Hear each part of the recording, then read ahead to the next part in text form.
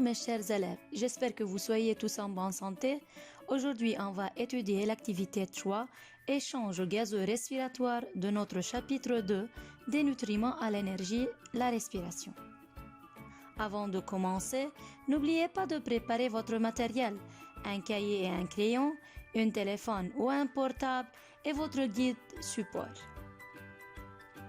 À la fin de cette vidéo, vous devez être capable de identifier les gaz respiratoires, définir la diffusion et expliquer les échanges gazeux au niveau des poumons. Lorsqu'on inspire, l'air entre dans le nez, puis traverse les voies nasales, le pharynx et le larynx. Il descend par la trachée et atteint les bronches, petites voies respiratoires qui se divisent en voies plus petites, les bronchioles. Aboutissant aux alvéoles, petits sacs fragiles en forme de grappe.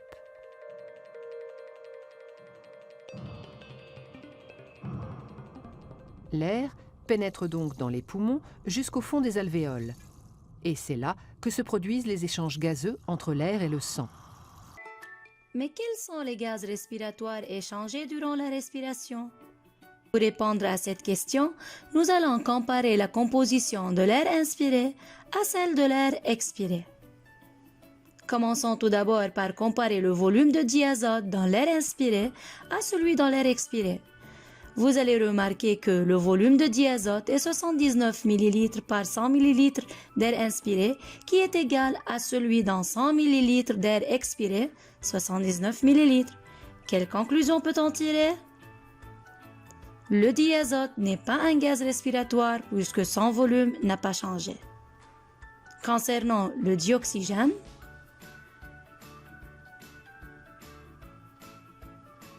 le volume de dioxygène est 21 ml par 100 ml d'air inspiré, plus grand que celui pour 100 ml d'air expiré qui est 16 ml. Cela veut dire quoi? Cela veut dire que durant l'inspiration, notre corps absorbe le dioxygène. Enfin, comparons le volume de dioxyde de carbone dans l'air inspiré à celui dans l'air expiré.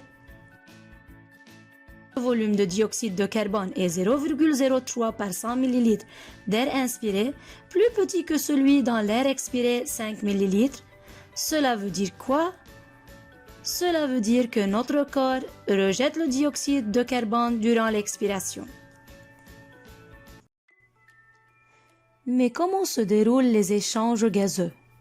Les échanges gazeux respiratoires au niveau des poumons sont dus à un phénomène appelé la diffusion, qui représente le passage des particules d'une substance d'un milieu de forte concentration vers un milieu de faible concentration.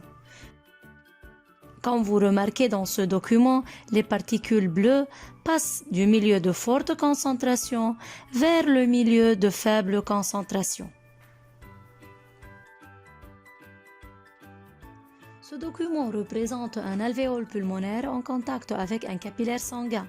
Le capillaire coloré en bleu transporte le sang collecté des organes corporels vers les poumons, alors que le capillaire coloré en rouge transporte le sang des poumons vers les organes afin de les irriguer.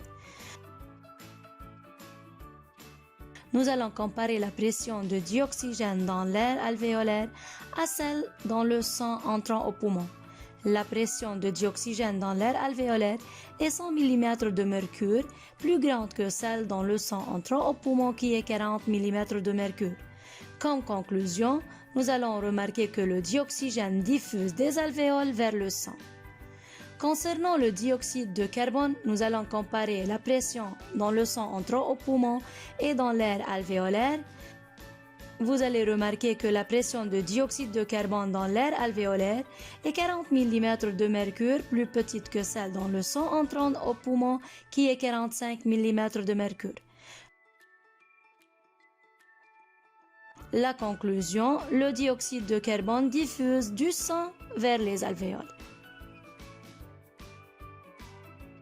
Donc, et comme conclusion générale, nous allons remarquer que le dioxygène diffuse des alvéoles vers le sang.